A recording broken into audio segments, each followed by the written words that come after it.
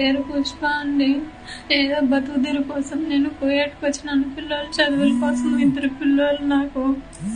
ఇక్కడ వీళ్ళు టార్చర్ చేపిస్తున్నారు. ఫుడ్ కూడా పెట్టట్లేదు. నన్ను ఇండియాకి తీసుకొని నేను ఏడ ఉండలేను.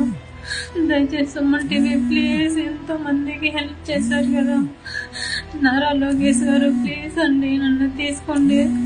వీళ్ళు నన్ను కొడతాను, కాకూడదు మేడం. నా గేరంపల్లి మేడం. పిల్లల కోసమని, బతుకుదెరువు కోసమని, చదువుల పని నేను కువైట్కి వచ్చినాను మేడం, వేరే ఏజెంట్ ద్వారా.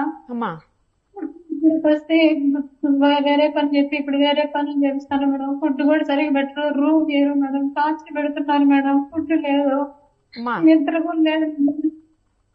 నాకు 2 పిల్లలు ఉన్నారు. నన్ను దయచేసి నేను ఉండలేను. ఇంటికి తీసుకోమని చెప్పండి ఇండియాకి please sir. Lokesh sir, Chandrababu Naidu గారు ప్లీజ్ హెల్ప్ చేయండి. బాత్రూమ్ నుంచి ఫోన్ చేస్తున్నాను, పడుతున్నారు.